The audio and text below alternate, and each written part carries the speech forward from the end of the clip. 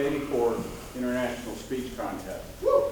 Yeah, this is a big deal. It's in Gainesville. Today is a practice run. Please write down any feedback on your evaluation slips. For those of you that have never been to a contest, we're about to start this the only way contestants are allowed to be introduced. So if you're ready, I'm ready. I'm ready. He's ready. Toastmaster William Hamman, 21 years of hurdles.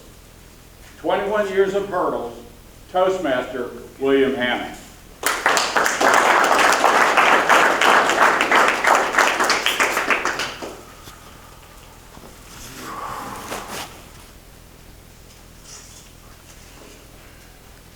Have you ever faced an insurmountable hurdle in your life?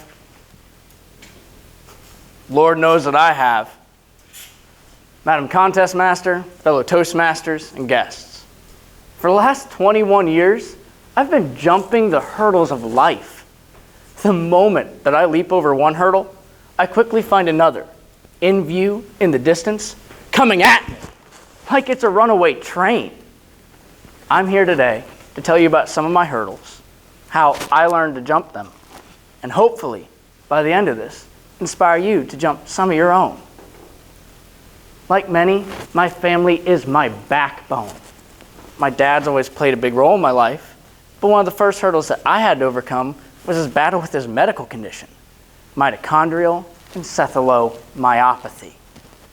At any moment, my dad could go from coaching my football team or bringing apples to all my classmates, fighting for his life with IVs dangling out of his arm. With death constantly at the doorstep, I was driven to be the best student that I could be, because at any moment, little 8-year-old me could become the man of the house. As I went through the years and my academic challenge changed, I became bored. A's became A's and B's, then B's and C's, then, well, you all know where this is going. C's and D's, until I was in the danger of failing the 7th grade. Frustrated with the school system, my parents pulled me out and began homeschooling me. I dedicated myself to learning graduate-level molecular biology in an effort to develop a cure for my dad's disease, because I just wanted him to see me graduate one day, or maybe even get married. So what do you teach a 13-year-old who is self-taught in molecular biology with nothing more than pirated syllabi and determination? My tutor recommended I look into the dual enrollment program to continue my education. Folks, I started college at 14 with a 4.0 average. It's like that scene in the Titanic with Jack. I'm the king of the world! Only we all know how that ends, right?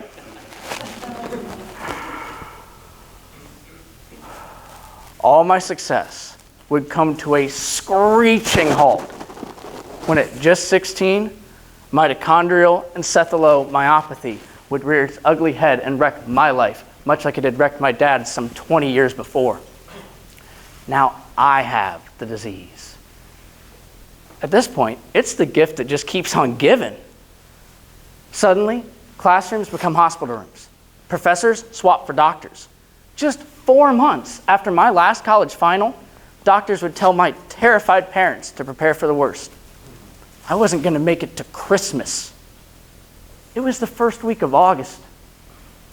Not only could my mom lose her husband, but now she could lose her only son. Could you imagine that pain? Mitochondrial encephalomyopathy is a terminal condition which affects the brain and muscles.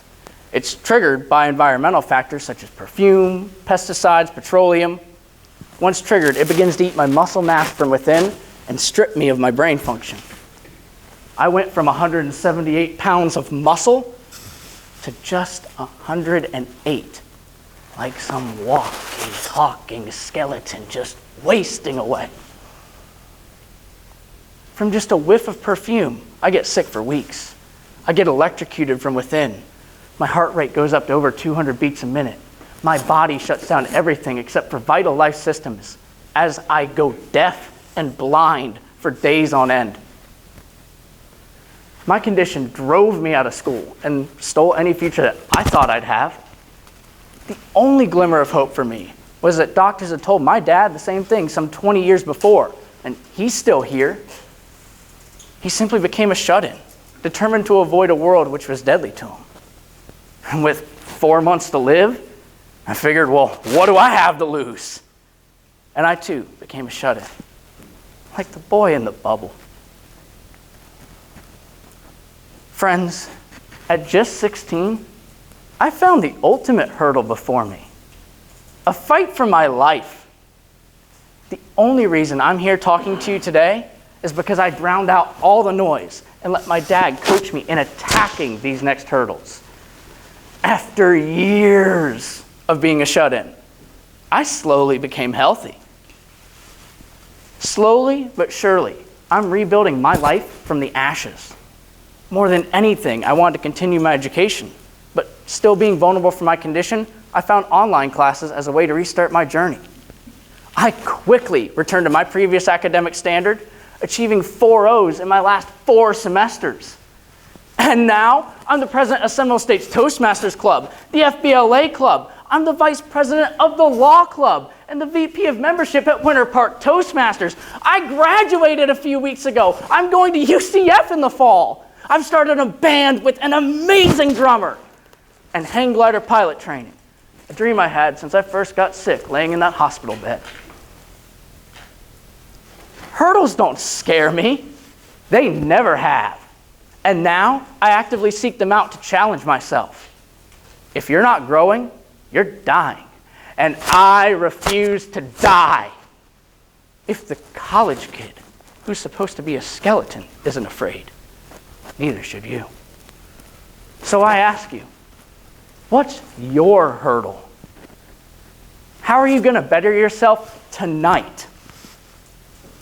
I challenge us, all of us, to run the hurdles of life, because you never know when your last race could be run. Madam Contest Master. What's that, Madam?